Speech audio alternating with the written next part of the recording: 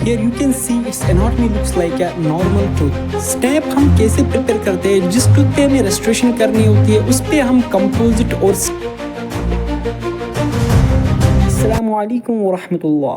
आज हम आपके साथ शेयर करेंगे एक newer method of composite restoration that is stamp technique. जो ये स्टैम्प टेक्निक है ये हमने रिसेंटली एक पेशेंट पे किया है और मैंने पूरा procedure step by step record करके रखा है जो मैं आपके साथ शेयर करूंगा। जो ये स्टैम्प टेक्निक है and this procedure was done by the doctor Paresh Pawar who is a paediatric dentist in our Pacific dental college and hospital and assisted by my self.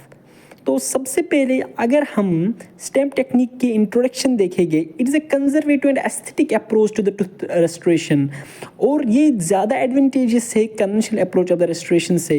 ये कंजर्वेटिव है और एस्थेटिक अप्रोच है tooth restoration का। अगर हम इसकी definition की बात करेंगे, ये एक ऐसी टेक्निक है जिसमें हम टूथ को रेस्टोर करते हैं कंपोजिट से बाय यूजिंग अ स्टैम्प और by using a mould to shape the tooth, to give the natural shape of the tooth, to give the natural anatomy of the tooth, right.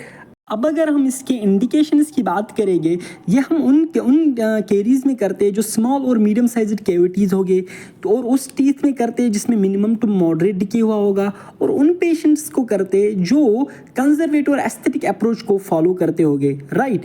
तो अब अगर हम इसके कंट्रा indications की बात करेंगे, अगर लार्ज कैविटीज़ होगी, एक्सटेंसिव डिके होगा और वो टूथ जिसमें बहुत सारा डैमेज हुआ होगा, और वो पेशेंट्स जिनमें पुअर ओरल हाइजीन होगा और जिसकी वजह से उनमें हाई रिस्क ऑफ कैरीज होगा, इन पेशेंट्स में हम ये कंट्रा इंडिकेट करते हैं, राइट।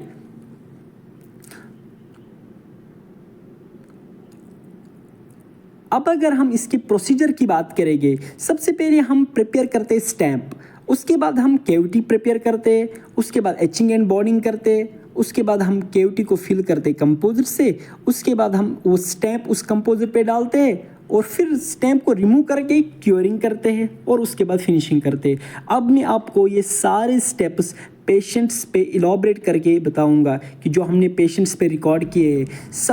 सबसे पहले जो हमें दिखता है ये हमें प्रॉपरेटिव फोटोग्राफ ऑफ द टूथ है जिसमें हमें रेस्टोरेशन करनी है। इसमें मिनिमल टू मॉडरेट कैरीज है।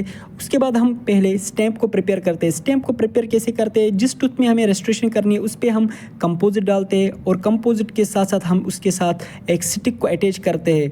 तो उसके बाद हम उसको क्योर करते हैं, राइट। क्योरिंग करने के बाद क्योंकि हमने बॉन्डिंग एजेंट नहीं डाला, ये हमें इजीली इससे डिटैच हो सकता है, ठीक है, क्योंकि जो स्टेप है यही हमें इम्प्रिंट देगा normal anatomy of the tooth की, राइट।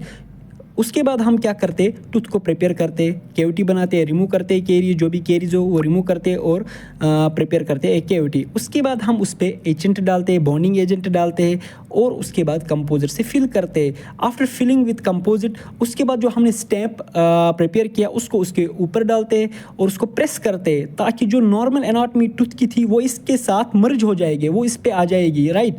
तो उसके बाद क्योरिंग करते। After curing we get the normal anatomical tooth. जो एनाटॉमी जो नॉर्मल एनाटॉमी टूथ की होती है वैसी हमें टूथ मिलेगी after restoration, right. This is the photograph which I have shown that before and after. The advantage is that it is a conservative, it is a preservation of the tooth, it is aesthetic, right. It matches with the natural tooth color and the shape इसका match करता है natural tooth से, right. This is all about the stamp technique. Thank you.